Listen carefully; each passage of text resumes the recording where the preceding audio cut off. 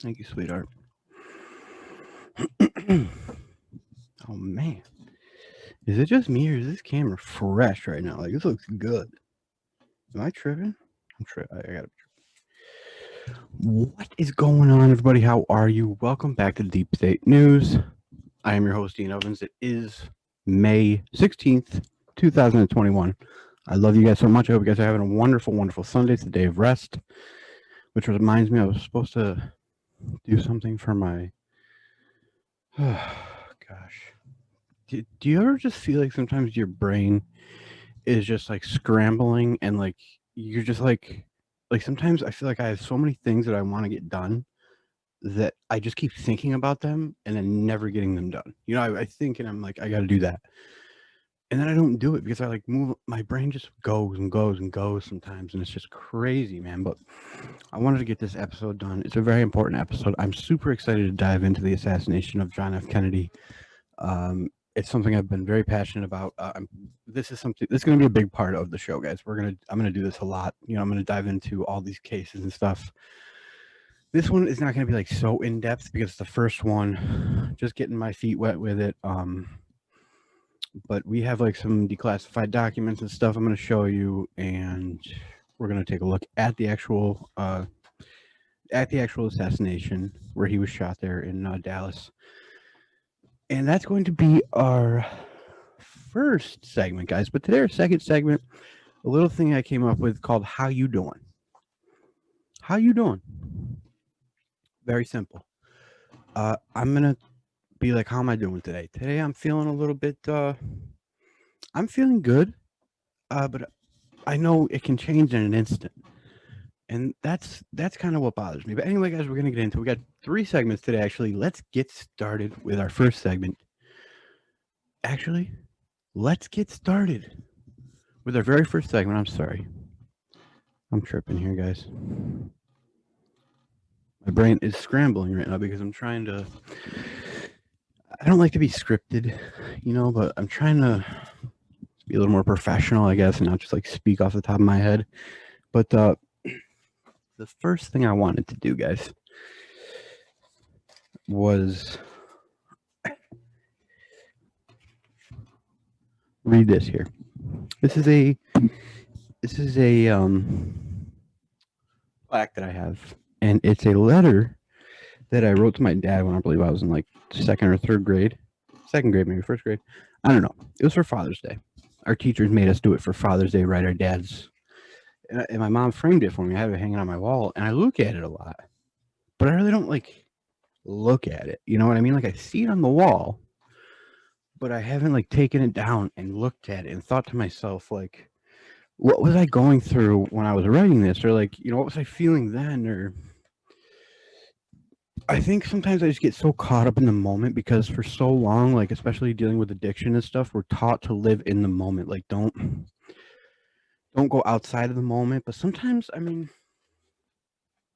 sometimes it's nice to do that though. It's like I don't want to just be literally in the present. I like to think about memories and stuff like that. So but anyway, this is a Father's Day present I wrote to my dad. I'm gonna read it here to you guys, and I'll bring it up to the camera and show you. Dear Dad, number one, I wrote, thank you for taking me to baseball games. Number two, thank you for all the good food you gave me. Number three, thank you for putting shoes on my feet. Number four, thank you for putting clothes on me. As my dad was going to let me go to school naked, maybe, possibly. I don't know. But number five, thank you for all the toys you gave me.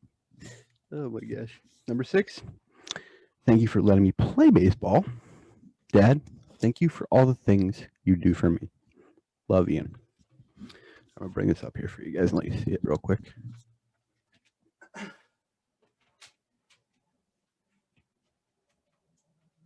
know if you guys are getting a good visual of that or not, but so anyway, guys, this is what I wanted to start out with. It's just very interesting sometimes to because I think this I made this for my dad. I think not long after then he passed away. So it's very interesting to think back, like what our mental state was back then. Even though we're kids, like we still have the wherewithal to know, like if we're sad or if we're upset or if we're anxious or whatever. So I want to start out with that, guys, today because it's very important to remember that sometimes people come down hard on parents, man, and I do it. I'm super guilty at this, coming down hard on my mom or whatever. But they just do the best they can. That they do the best that they can with what they know, and all we as their children can do is learn from them, and strive to be able to individually create our own, you know, healthy relationship with our kids. I am super excited to. I don't have any of my own children yet, like my own blood children, but I am so ready to have them. So if there's any ladies out there that are single too, I'm newly single and would love to meet up, hang out, go on a date, whatever, anything at this point. That sounded desperate. I shouldn't have said that. All right, guys. So here we go. We're going to get into our very first segment of Deep State Investigates the John F. Kennedy Assassination, Part 1. Let's get into it.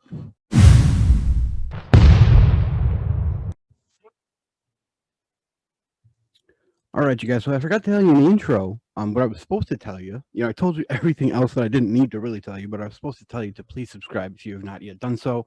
It would be a great help to us if you could let one of your friends know that we're here. If you enjoy our content, I'm trying to make it more fun, guys. I'm trying to do cool things, fun things that are relatable to people, and things that are going to help people.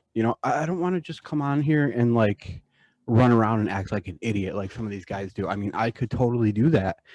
I mean, I could bring a camera along and just go nuts, man. But and it's kind of unfortunate, really, that that's like what people like. That's what's getting 20 million views is these guys running around drinking whole bottles of tequila and just going crazy.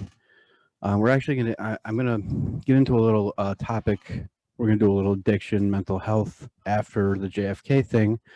And there's a YouTuber, man. I'm really worried about him, actually. I'm really worried about him. Every video I watch of him, he's like chugging like literal bottles in like a minute or two of tequila. He's a functioning alcoholic. He's a degenerate gambler. And he's struggling right now, man. And nobody in his team is like doing anything. It's just a joke, it seems like. And I don't know if they're faking it for content. I don't know. But he's getting like 4 or 5 million views a video. And it's just like I don't know. I'm not willing to like put on an act to get views. You know what I'm saying? I would much rather build from the ground up, be myself, gain a subscriber a day at a time, and then 10 years from now have maybe 10,000, 20,000 subscribers, be able to make a little money. I'm really hoping that doesn't happen. And another thing, guys, please share, like, comment. Listen, if you're not subscribed, June 1st, we're doing a drawing. I'm going to tape it so it's all fair. We're giving away a $50 Visa gift card. But what you got to do, you got to subscribe in the month of May. So you got about 14 days left to subscribe to this channel. Right down below, you see a red button. You pop that button, you get your name entered to win a $50 Visa gift card on June 1st. You don't want to miss that, guys. And so let's get into JFK. Let's do it. All right, guys. So I wrote a little prologue here, and then we're going to get into it.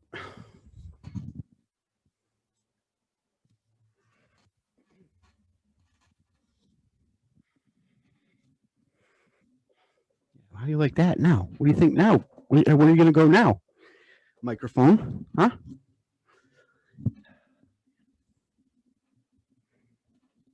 All right. That now, guys. All right. Prologue. JFK was one of the most loving, caring presidents ever to hold the POTUS position. JFK thought he would be able to be a Donald Trump of the 60s, but he did not know the strength of the CIA and the reach they had to murder the most powerful man on the planet, which the president of the United States is the most powerful man on the planet.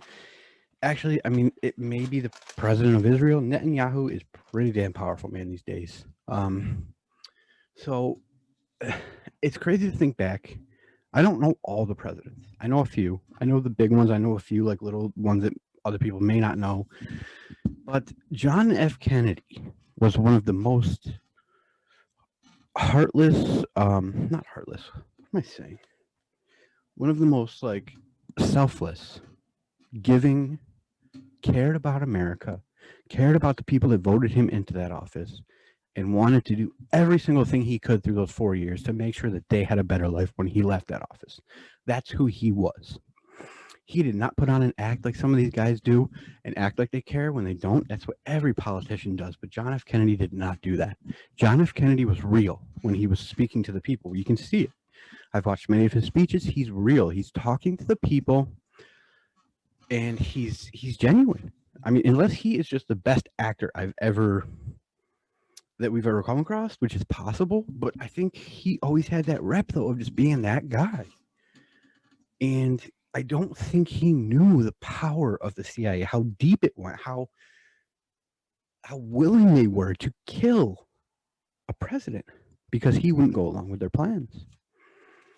So where are we gonna start, guys? Here, I'm gonna share my screen here. Whew. I'm getting ramped up already.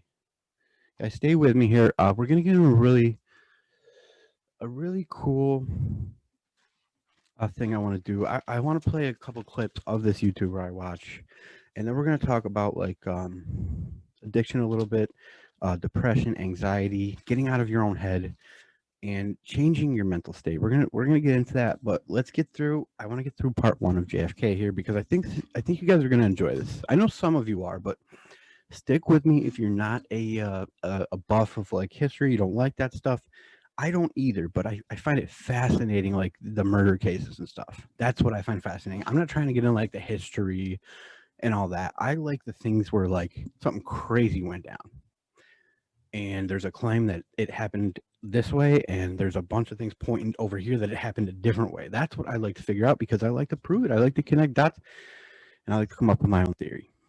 So, all right, guys, let's get into our, here we go. Oh, I had this set up too, guys, to show you guys. This is our BitChute here, okay?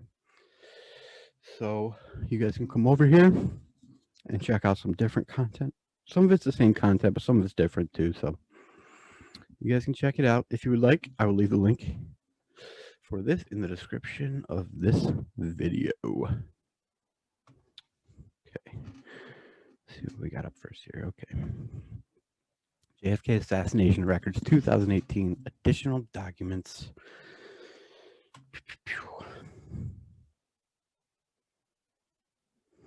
Okay. Assassination Records. Okay, here we go.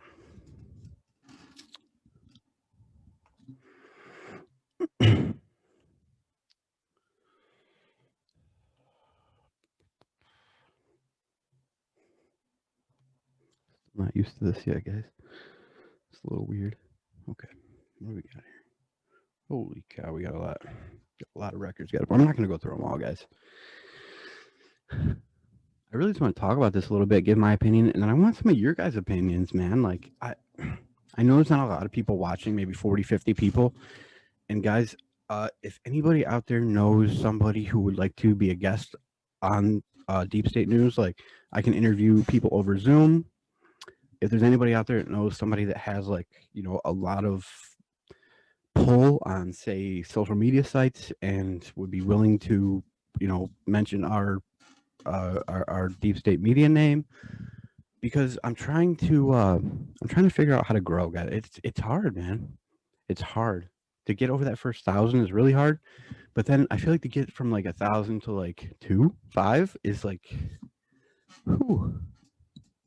You know, I know I'll get there, but I just want to make sure I'm doing my part to get there. You know what I'm saying? And I feel like sitting back and just waiting for people to flow into the channel is not the way to do it. You got to push your channel out there. You got to, you know, I got to find my viewers, I feel like, which is cool. But yeah, if anybody would be willing to help with that, if you guys want to come on the channel, that's totally fine. If you have a business, a product you want to promote, definitely come on the channel. We have like almost 1,100, 1,200 subscribers. So that's a few people that are going to see it. You know, if anybody would like to get involved with that, 100% reach out to me. I will leave all the links for my social media in the description. Okay, here we go. First article record thing we're going to get into here is NARA. Okay. When Congress passed the JFK Assassination Records Collection Act in 1992, agencies throughout the federal government transferred assassination-related records to the National Archives, which established the JFK Assassination Records Collection. So here's my first issue. I'm going to stop right there and say, what was the point of all that? Like, the president was assassinated. An hour later, supposedly to the police, they captured the guy who did it. So it should have been a done deal. Closed case. President was assassinated. So why are we like creating like records collections? We're gonna hold them here for 20 years, and like it makes no sense, guys. Nowadays, you wouldn't be able to get away with that. You know, there's a FAFTA, I want to say, where you have the right to walk into any. We have to live in the state, but you have a right to walk into any county in the state and request police records, medical records, whatever, not medical, but police records for arrests or for anything of anybody. They have to release it to you. So it's part of their civic duty, man. They work for us. And that's just, we've gotten so far away from that, guys. We have gotten so soft as a country, and we let the government take control. And once the government has control, it's tyranny, guys. You know, it's abuse of power. It's them in their mansions, you know, in their comfy homes. When we have like 75,000 people in LA sleeping under bridges, you know? So it's just, it's crazy, man. It's crazy. And then they have the nerve to get on TV and tell us what we need to do. It's just, it's so delusional and out of touch with reality that I don't know how to pull people back in, man, for a long time. And I'm not trying to sound like I know more than anybody else, I'm better than anybody else, but for a long time, guys, I've been trying to wake people up. I've been trying to let people know that like things are not right, and not that they're not right, because God's always in control. He's controlling things the way that they're supposed to go. But I'm just not down with like allowing negative people who are harming people on purpose to continue doing so. Like, I have to speak up, man. I got to speak my truth.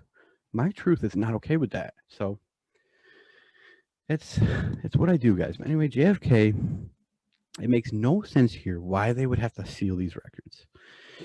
The collection consists of approximately 5 million pages of records. How is there 5 million pages? Of what? The dude was shot in the head and raced to the hospital. Like, what? Ugh. Okay, guys. So yeah, I haven't looked at any of this yet. So I'm literally looking at it too with you guys. I have not looked at any of this stuff. This is all new stuff to me too. I wanted to do that for the, you know, shock value of it. Okay, let's scroll down a little bit here. Okay, facts. Questions about the collection and the 2017-2018 releases in accordance with the John F. Kennedy Assassination Records Collection. What is that? Holy cow, Act of 1992. The president created the Assassination Records Review Board. Oh my God.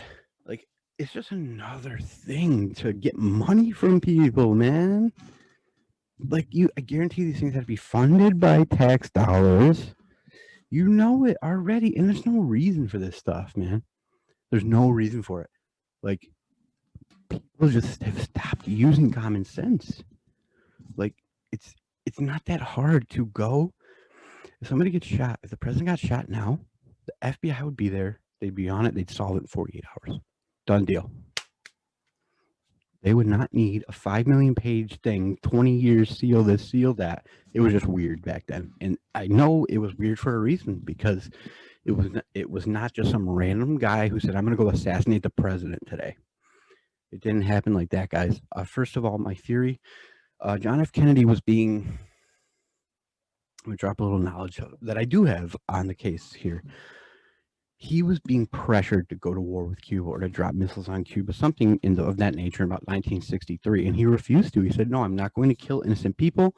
We're not going to war. And then about a year later, a couple years later, he was assassinated. He was murdered. And then Lyndon B. Johnson stepped in, the vice president at the time, and then became president, and of course went right to do what the deep state, the CIA, wanted John F. Kennedy to do, and he refused to.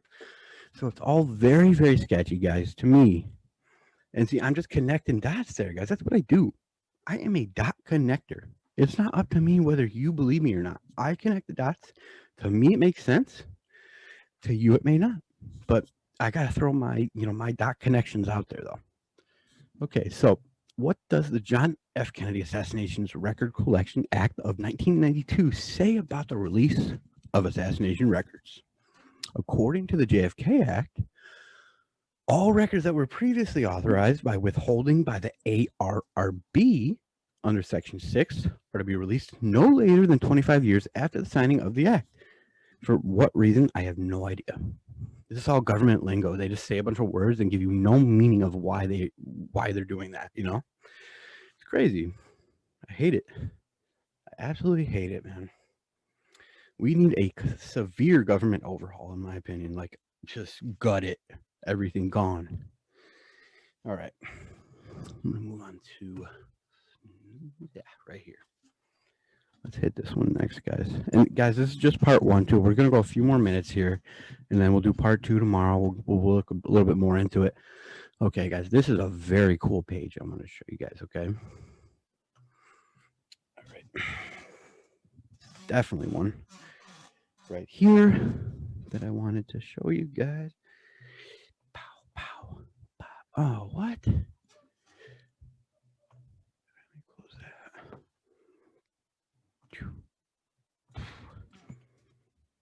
Ooh, too far. All right. Good Lord.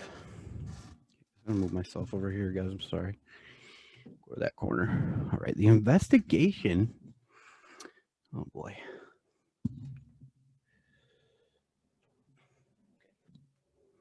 Investigation of the Albert. What is that? Albert Schweitzer College, located at. See, I had no idea. I don't know what that is. Albert Schweitzer College. That's the first time I've heard of that. I'm gonna have to look that up, guys.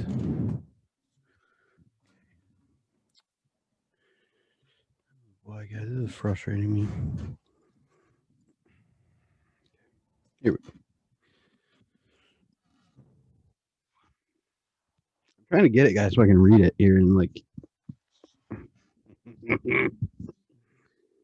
Oh, good Lord. The investigation of the Albert Schweitzer College, located at Trewalden, Switzerland, I want to say.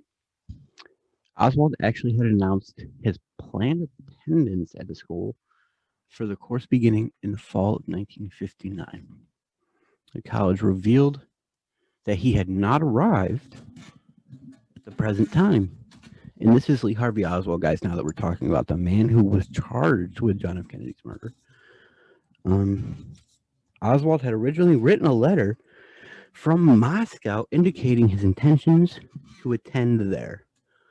A letter which was addressed to him at his address by his mother and was returned to her since his whereabouts were unknown. To the college. The Swiss Federal Police advised that it is not his name. This is so hard to read, guys. I'm sorry. I'm gonna have to revise this and be able to. I'm gonna stop because I can't even read it to you the way it's supposed to be read. So I don't know why they would print it on here like this. Just stupid. But I can't be mad at them, I guess. Okay. That's okay. We're going to go back to some more stuff here. We got plenty more, guys. Plenty more.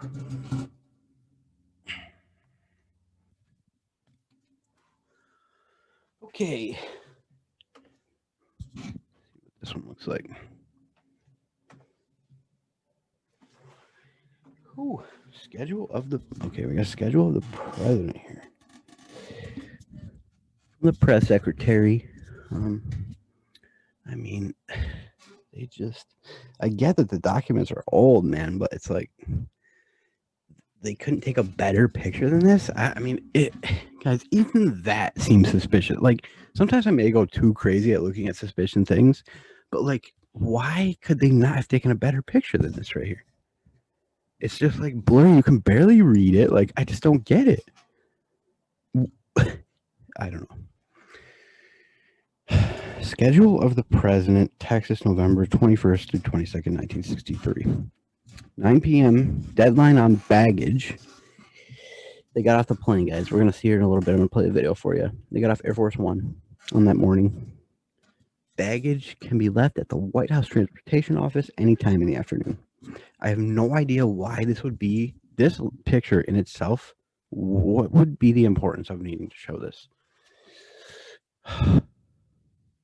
Guys, I'm sorry. I feel like I'm like wasting your time right now, and it's bothering me because... Again, guys, I haven't looked at any of this stuff. I just pulled up a bunch of like things I wanted to kind of check out with you guys, and so I'm kind of just like clicking on whatever and kind of just seeing what sticks here, but nothing's seeming to be sticking.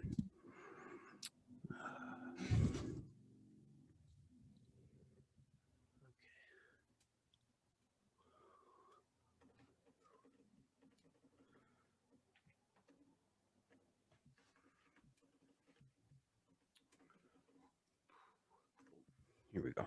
Let's see what we got here. This is what fascinates me, guys. I like these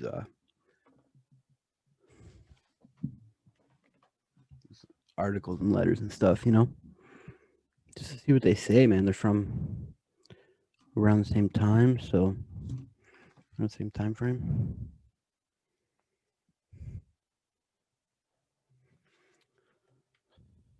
Guys, I am not having a good time right now. My computer's being super stupid, just like doing its own thing randomly, and I'm getting frustrated. I'm sorry, guys. I don't mean to. Don't want to do that on the stream here. I want to keep a positive attitude, keep a good mind. To change my state here. Everything's fine. Everything's fine. I think I have like a perfection, like OCD, where I just like things to go perfect, and when they don't, I get super frustrated. I get really frustrated with myself. Okay. JFK Files. There is a movie on Netflix, guys. Very cool to watch. You know what? Let's check out the video. Let's take a look at the video. Let's take a look at some video footage. See if we can see, you know, kind of what's going on. See if we can see anything really. I mean, let's check it out. Okay. I'll pull myself back down here, guys. I'm sorry I keep moving myself around.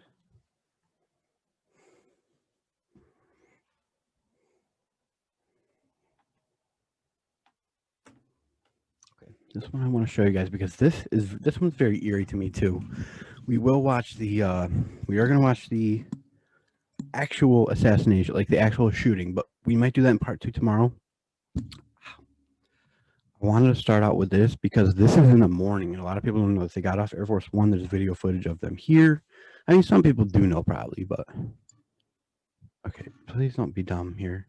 I don't care about YouTube privacy. I want to just watch John F. Kennedy and Jackie Kennedy Onassis standing in front of Air Force One talking to everybody. That's all I want to see right now. I don't care. I don't care about your dumb things. A massive document release overnight is shedding new light on the 1963 assassination of President John F. Kennedy. The late Charlie the Rose National was fired Archives for put out thousands of government files from one of America's most traumatic periods. But at the last minute, President Trump said he had to block the release of hundreds of records. The FBI and CIA claimed those secret documents.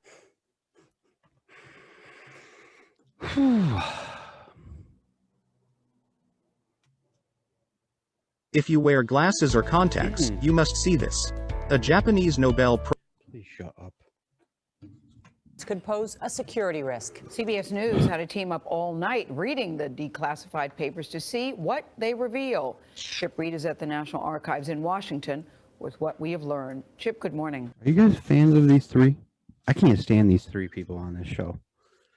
I mean, they doing their thing, whatever. But Gail always has some like Black Lives Matter stuff to say, and then Nora just goes along with Gail because she's scared that Gail is gonna like black girl out on her, give her the biz. And then Charlie's like fucking gone now, dude. So he's fired for some girl came out, said that she molested him. Everybody believed her, and he's done. I do want to talk about that one day, guys. We're gonna get into that a little bit.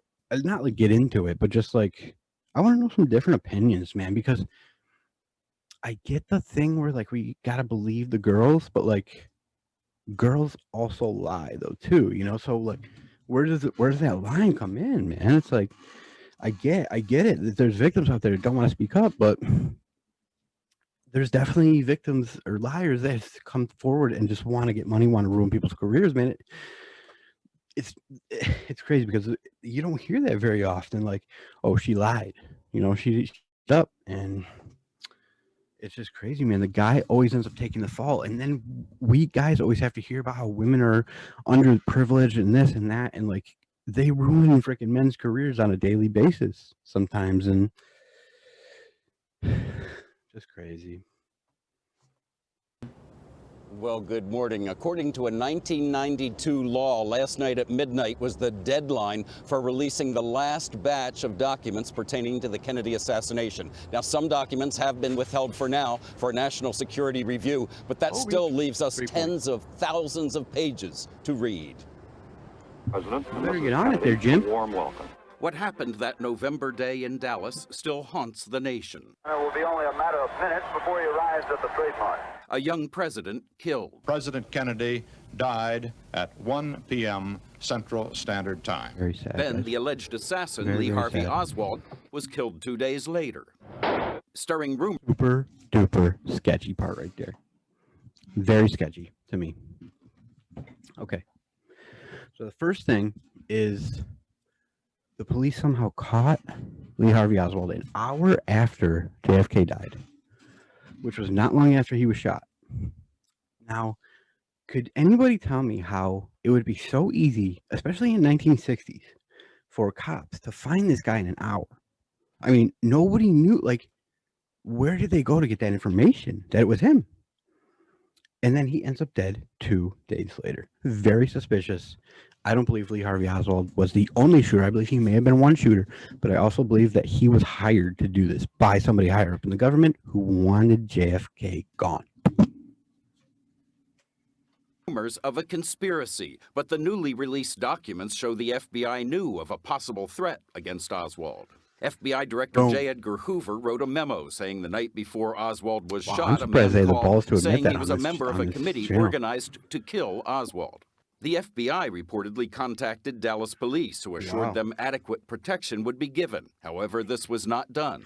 The FBI had actually been monitoring. That's a cover-up. They're giving you a little bit, saying, "Oh, the FBI, blah blah blah." The FBI probably killed Lee Harvey Oswald because Lee Harvey Oswald probably said, "I don't want to do this anymore. I'm going to speak out and say I didn't do it, or I was hired by the CIA, or whatever." It's the same thing that happened to Epstein, guys. Now, I'm not condoning anything that Epstein did. He was a monster. He was a criminal. He deserved what he got. The crazy thing is that Epstein, up here and with his eyes, could have ruined probably all of Washington's careers. I mean, he could have just blown that place up. And I think that may have been a discussion, and then all of a sudden he's murdered. So the guard happened to be asleep. The tapes happened to not be playing that day. Again, I'm just connecting things here, guys. I just connect dots. So very suspicious, guys. Oswald's shooter, Jack Ruby, for a year. Part one today. Hoover wrote that he was concerned about conspiracies and wanted to have something issued so we can convince the public that Oswald is the real assassin. I really don't know what the situation is about. The FBI director also knew that Oswald had ties I really don't know what the situation is about. And I believed him. He sounded truthful there. Like, just very crazy to me, guys. I don't know. And Russia. Oswald was revealed to be on the FBI's radar a month before the assassination, and he apparently told an associate that he wanted to kill President Eisenhower. Some information that came out after the assassination. One man told investigators he heard a man betting $100 that President Kennedy would be dead within 3 weeks. Wow. A 413-page memo details every threat against Kennedy, including those from the Ku Klux Klan and some with mental illness. Yeah, I have a hard time believing the Ku Klux Klan made threats against John F. Kennedy. I mean, I get it because Kennedy was such a civil rights for everybody, blacks, whites. You know, let's bring people together. Everybody in this nation is equal. We need to start acting like it. And Kennedy, that's a big part of why Kennedy was so special, though, because he was the first president to ever care about everyone, just people, God's people, man. So he was special, dude. Illness. The documents also show that both Russia and Cuba feared they would be blamed, and Russia worried that Kennedy's death could possibly lead to nuclear war. Experts on the Kennedy assassination say there are so many newly released documents, and so many of them are cryptic and almost impossible to understand, that it could be weeks, months, or even years before we understand their full significance. And even then, they say we may never know the whole truth. Well, we're going to get to the truth, Thanks, brother. Chip. I promise you that. I mean, how could you never know the whole truth? How could we never get to it? The truth is the truth. Like, you got to get there at some point. You know what I'm saying? Seems to me like you got to get there at some point, man. I don't know, but I guess I could be wrong. Especially when you're dealing with the government, it seems like it's really, really hard to get to the truth. Really difficult sometimes. Okay, guys, that's all I wanted to show in part 1 here today. We're gonna get into a lot more tomorrow, part 2, or what's tomorrow? Monday. Yeah, Monday. We might do something else tomorrow. Take a break from. I don't know, depending on what you guys want to do. What I feel like doing. This is the last thing we're going to watch here on JFK. I do want to show the clip. Thousands of classified files on the assassination of President John F. Kennedy will. All right. So, guys, guys, I'm sorry. My microphone is always like getting loose, so it like spins. So I have to like bring it back every time, and I gotta get some WD-40 for this thing up here. It's creaking, and you guys can probably hear it's probably super annoying. I'm sorry. All right. So, segment number 2. How you doing? All right. Today, I was doing good until I got on my computer, and I think I'm a little frustrated with myself because I didn't really prepare well. I went out to get some soda and some ice and stuff. I came right back. I was like, I want to get this video done so I can just relax for a little bit. And I didn't prepare well. I kind of rushed on here, and that's my fault. That's my bad. So I can't be upset about it. But guys, I want to show a little bit of this YouTuber here that I've been paying attention to a little bit. And I don't know why. It's like a comedy thing, but it's also like the kid's got a problem and he knows it, but like he's just kind of brushing it off. He's at that stage where it's like, you know, like he's got lots of money, so it's like it's got to be harder at that. I think about that sometimes, guys. It's got to be harder at that level when you have like unlimited money to like stop. You know what I mean? Because like normal people who are addicts going through addiction like run out of money at some point or something. You know, they don't have money, or they just whatever. But when you have like millions, whatever, I mean, it's got to be hard to stop because you can just go whenever, you know. It seems like it adds another level of that self-will that you have to have when you have a lot of money, to me anyway. Okay.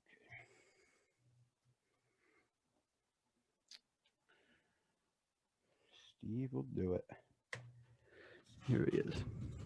The name of the channel, guys, Steve will do it. He's got 3.23 million subscribers. And to find the video here. It's not too far, I know that.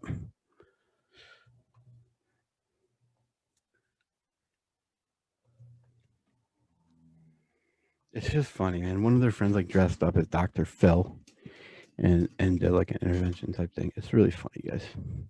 I think you guys will enjoy it. I just gotta find it here.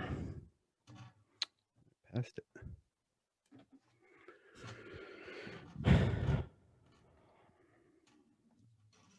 Again, guys, this is my fault because I wasn't prepared. So I can't be sighing. I'm sighing because I can't find it now, but it's my own fault. I can't find it. I should have had it ready.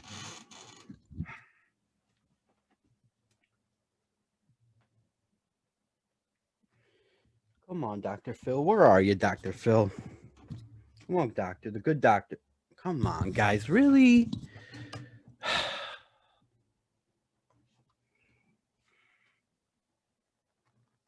Hey, I'm gonna lose my shit on this this stream, man. You guys see me lose my shit. I'm frustrated today, man.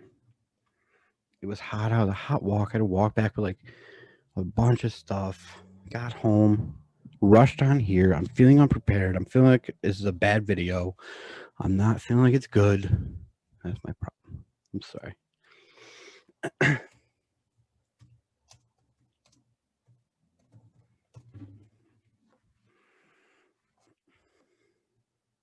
Okay, here we go, guys. Here it is. Got it. All right.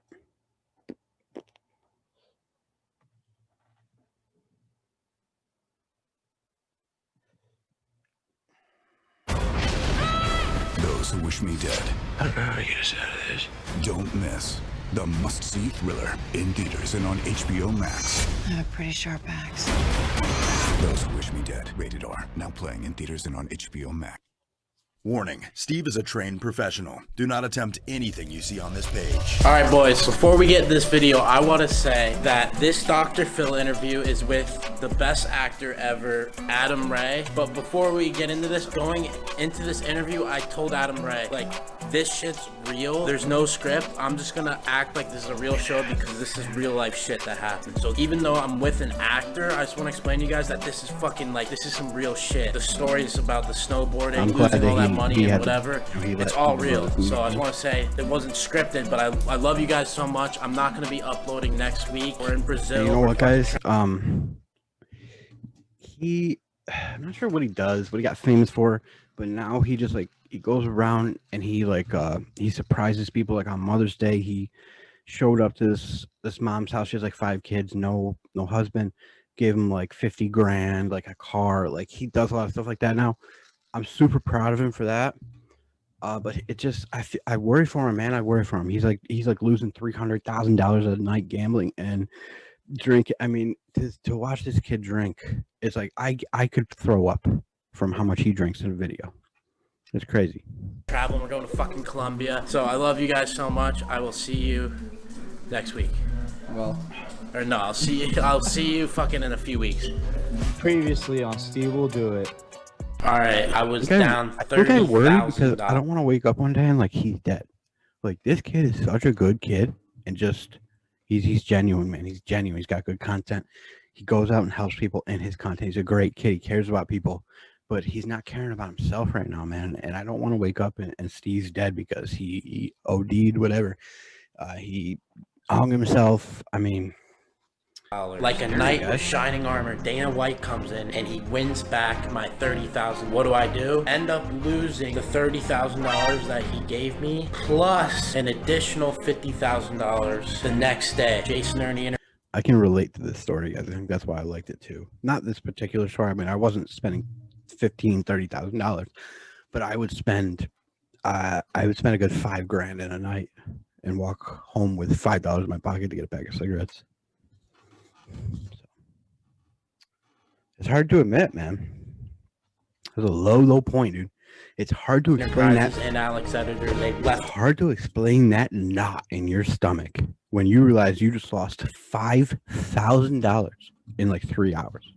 It's an unexplainable feeling. I mean, it's terrible. Me at the Red Rock Casino, I Uber to the bank. I withdraw $20,000. I lose that. I then go up to my hotel room. I fire $40,000 online. I lose all of that. The next day, I have a snowboarding trip. After I'm done snowboarding, I go upstairs to my hotel, and then I lose $140,000 on my computer. So within 48 hours, I managed to lose $300,000 to a real-life casino and a online casino. I'm not proud of it. I actually want to drink bleach. I've been learning how to tie knots online. I've been playing with rope a lot. I'm in a dark place.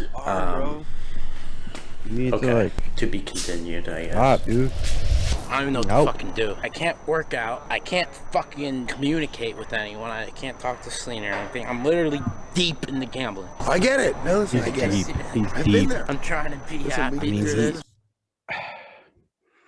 When you get to that point where like the casino's like lending you 50 grand to play with, because they know that you're gonna lose, and you're just gonna keep coming back and back and back, do it again and again and again. It's a bad spot, man. It's a bad spot. It's a dark place, man. You want to go. You have that itch all the time, because it. Unfortunately, what it is, guys, is it's when you win. You know, the urge of winning like 10, 15, 20 grand in like a split of a second. The rush of that is unexplainable, and so you're always chasing that again. But it only happens, you know, every so often, man. But you think it's going to happen again, man. You know, you're chasing it and you end up spending 300,000 when you only won 20 grand. You know, it's crazy, man. Dude, listen, the thing is, we're going to fix this, okay? I love you. It's not too late to fix it. And I have a guy that's going to talk to us. We got to get through this together, okay? You had a bad run. Too soon, too fast. They're making light of it, guys. They're making light of it here because it's what they do. You know, they create content on YouTube. They're trying to make a good video. I do say I'm worried about Steve, but I don't know yet. I don't know him personally. You know what I mean? But I just know he's a good kid. I know he's a good kid, and I know one of the other YouTubers I know personally that knows him. He grew up somewhere in this area. I want to say New York. What was I gonna say? So they're making light of it here, and the skit's gonna be funny. It's very funny with Dr. Phil. It's very funny. I laughed, but in the back of my mind, I'm like, dang, Stevie, we gotta have a serious conversation about this, dude. Like, if you keep always making light of it, man, it's not gonna get better. You have to get serious. But I can't tell. You know, I'm just saying personally for me, I struggled with drug addiction for 12 years and gambling for like 5. Luckily, I don't gamble anymore. I don't have the itch to gamble anymore because I think I lost about $150,000 of my mom's money in like a year. And that's still hard for me to swallow. So I don't have the itch to gamble anymore, and I really don't have the itch to use drugs. I'm on Suboxone, but it helps me get through the day right now. So I wish Stevie luck. I pray for him. All right, I'm not going to interrupt anymore, guys. Fucking Pepper Alley, call to talk. It's not an intervention. I swear to fucking God, it's not an intervention. You've got to go inside. Tim, I need you. Listen, I'm here for you because I love you. I'm here for you to save you. I'm here to fucking protect you.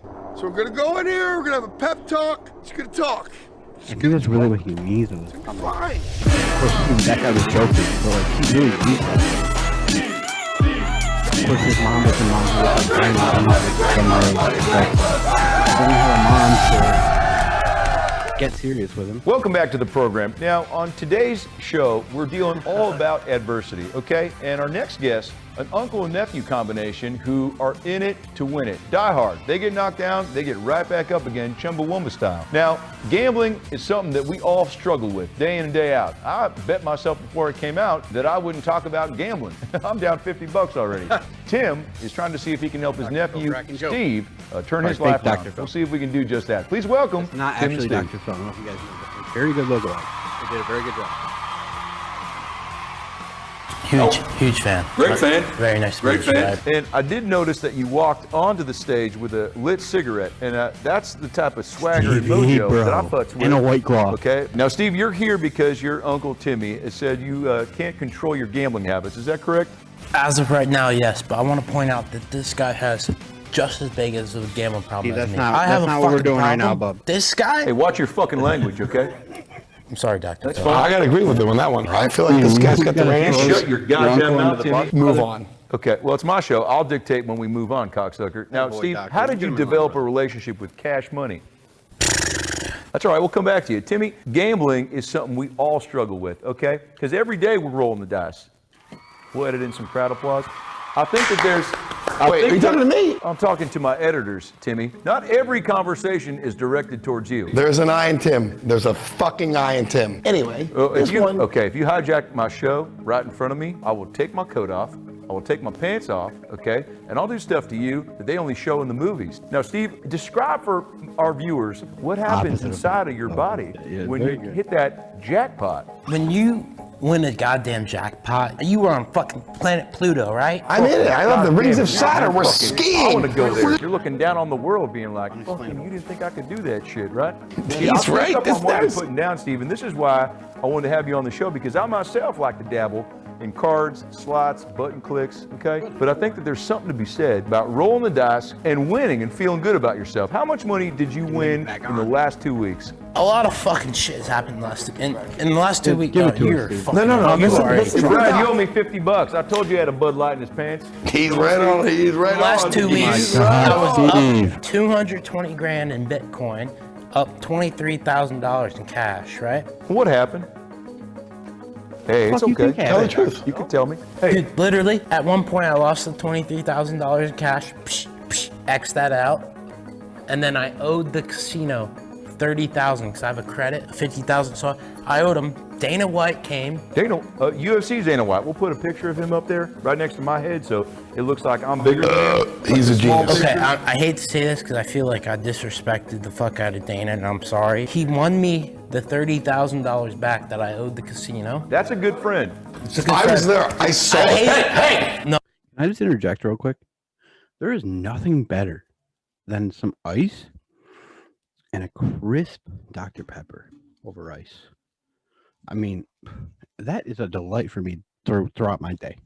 Oh, this is some real shit. I'm very sorry. You should be sorry. It's true. This is actually fucking true. He won me the $35,000 back, so you know I'm walking away. And then boom, the fucking itch. I went 10K in back rat, 10K in back rat, 10K in back rat, lost it all. Borrowed 50K from. So what happened, guys? Stevie was down 30,000. Dana White, he knows Dana White. Dana White and him are friends. Dana White comes to the casino he's at, sits down at the blackjack table, wins Stevie the 30,000 back, gives it to him, blesses him with it. Stevie is on his way out the casino, gets the itch. Okay, gets the itch. He's like, oh my, because everybody gets that itch, man. Every gambler gets that itch.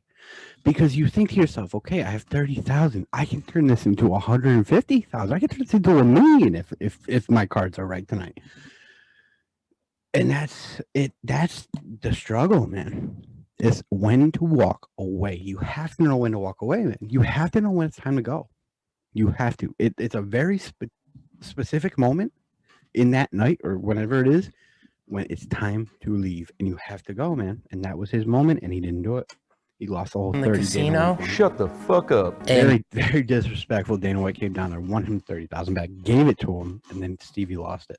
Boom, lost it. That's why we're here. Listen, I did this for the right reasons, Doctor. You're fucked up. You got a fucking. No, you did it. You admitted it to all these people. I have a fucking problem. Yes, I admit it. But your problem is times fucking 1,000,000 my problem. He got a $42,000 COVID relief to his Tim Enterprises from his business, and he bet $30,000 on horses in 4 days, lost it all. You are sick in the head. You might be a bad influence. You just told us you lost 300 grand. Your uncle lost a 42,000, and you're coming at him like that, brother. You gotta take a look inside, sir.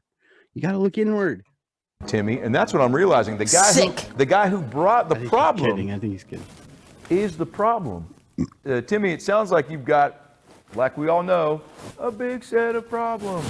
This is not about me. No, I think it is. Do you project some of your own insecurities onto your nephew and cause him to spiral out of control, throwing more money at his That's not fair. That is not fair. You do. You did a grown dog. Fuck you, Timmy.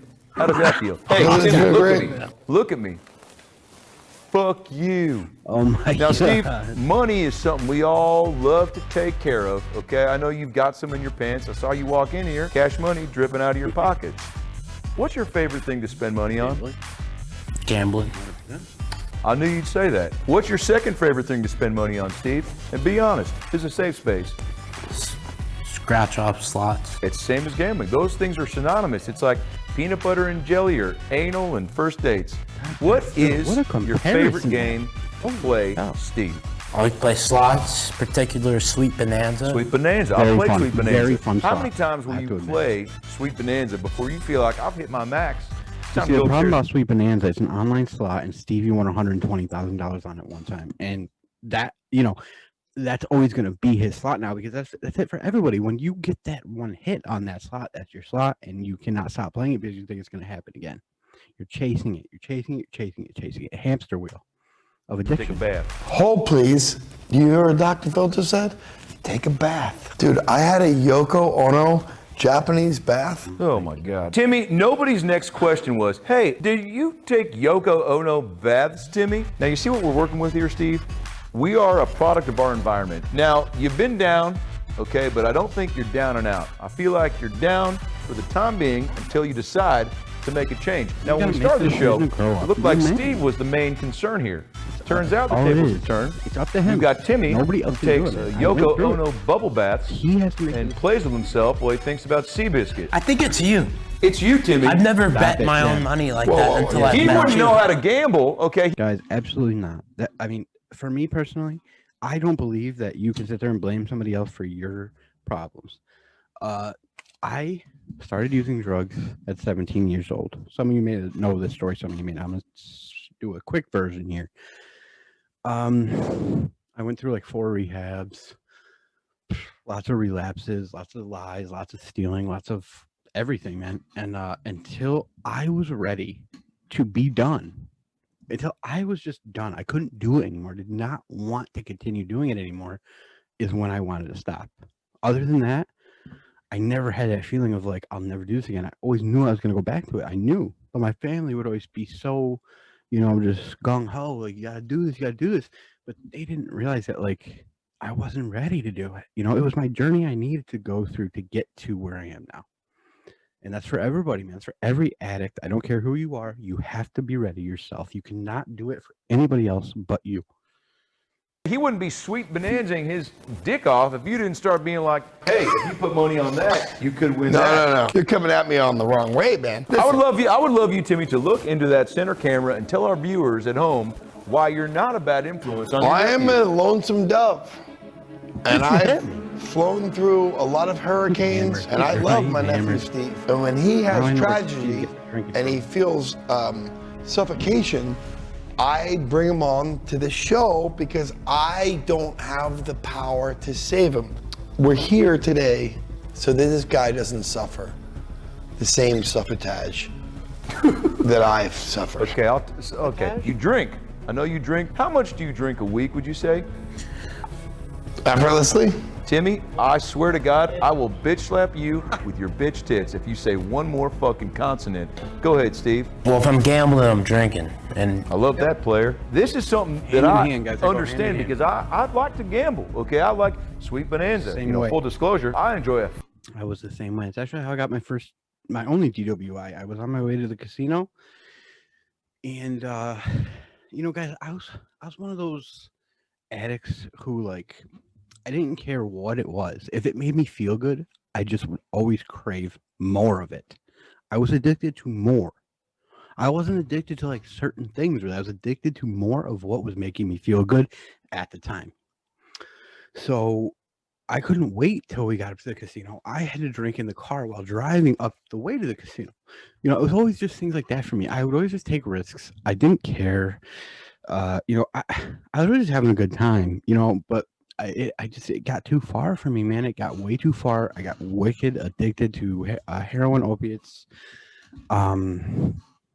You know, drinking was never really like I had to do it, but there was a really, really rough few years there where like every day I had to have some type of opiate, man. I had to have pain pills or I had to have heroin, or else I would go steal to get it. You know, it took me to a very, very dark place. And I am so super grateful for God and super grateful for the place that I am right now where I don't have to live like that anymore. And I want to bring hope to this episode today, guys, because you don't have to, anybody who is an addict or anybody who's going through anything, mental disorders, anything, guys, it can change, but it starts with you.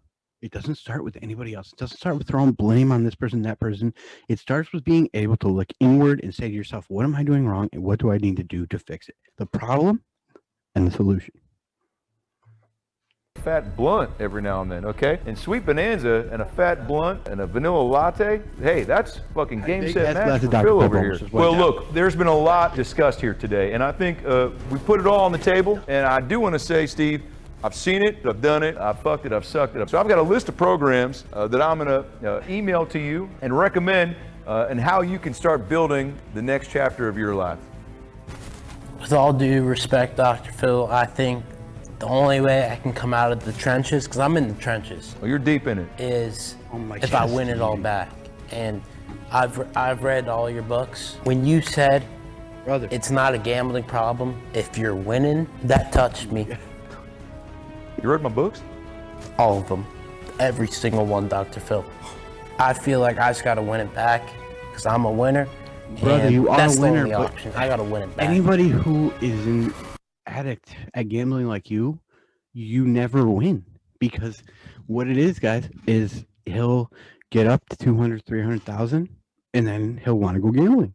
So he'll take that 200, 300,000, lose it, and then go get another 300,000 from somewhere. So you're not winning.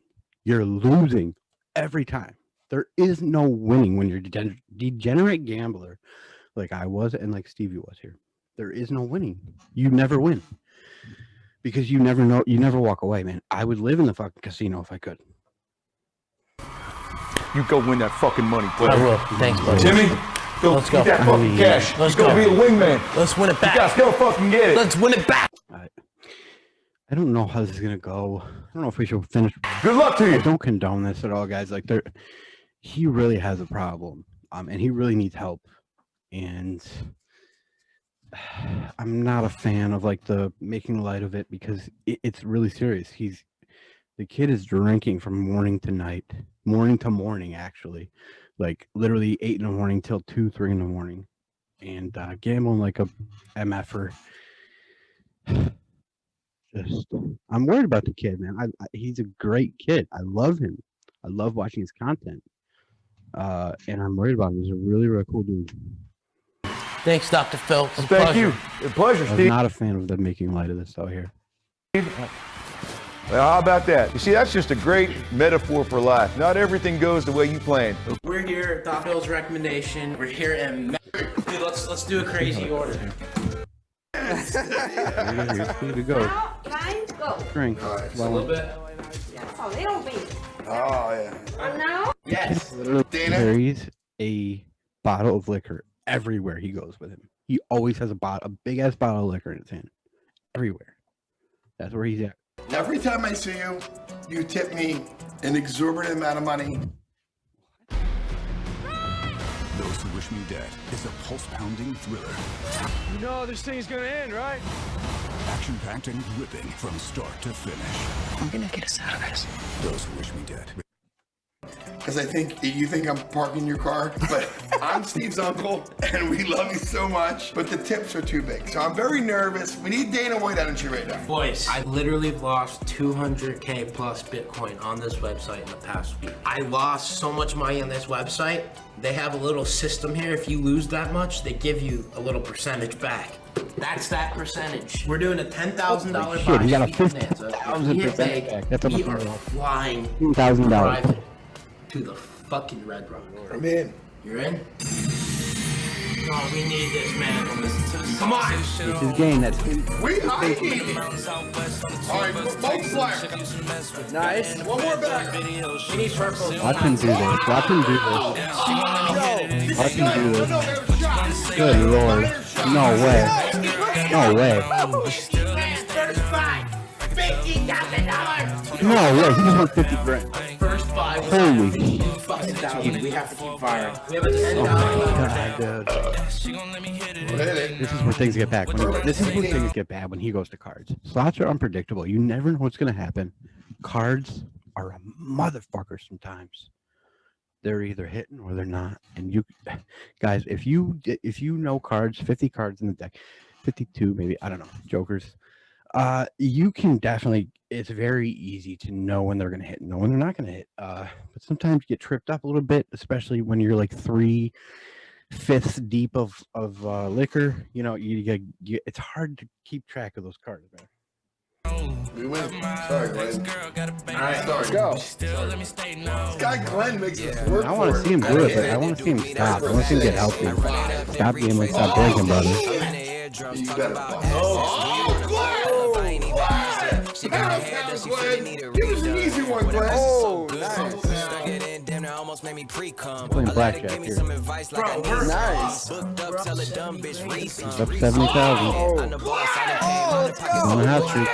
This is great. I mean, this is great, guys. This is when it's fun. This is when it's fun. I mean, this is when it's fun.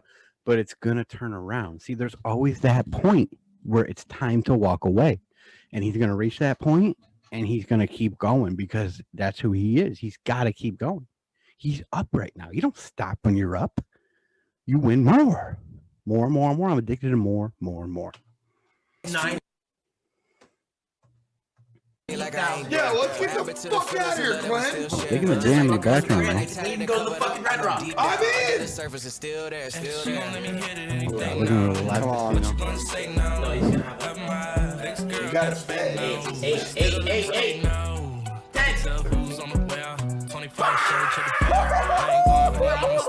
100,000.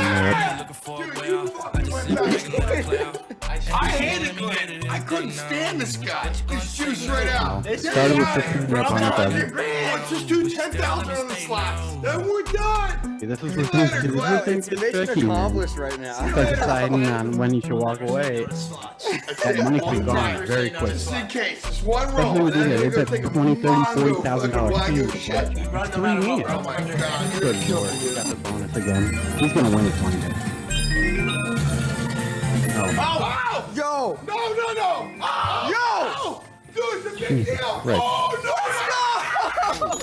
Another 52. Shut the hell up! Oh my God. We're up 150K. Out, get out. See, the uncle is telling him. He's telling him to get out right now. Red Rock. I'm in. Red Rock. I'm in it for 2 seconds. We gotta be smart, responsible. We have to go gamble in person. That's a bad idea. I don't even want to hear this part. So it may be the smart thing to do. Just relax. Sí, mucho me costó. Sí. It's 9:30 a.m. We just woke up to go to the airport. This man never fails to have champs in his hand in the morning. Guess who sends the champs to my rooms? This one. You're gonna send the champs. I'm gonna drink the champs. All right, we'll see you guys next Thursday. Dude, you're not going to tell us you enjoyed this episode of Deep State News. I love you guys so much. Please make sure you subscribe, share with your friends, do all that great stuff for me. Remember, guys, to subscribe because the $50 gift card giveaway is coming up on June 1st. And yeah, so that's it, guys. Let me see if I can. Here. Ow. Boom. Guys, I love you so much. I thank you guys for tuning in. Anybody who's watching this video, I appreciate you watching. I appreciate you staying until the end. I salute you. I love you. Always remember that God loves you very much. I'm signing off till tomorrow. Episode 10 is going to be very special. You do not want to miss it. So be there or be square. Peace out, everybody.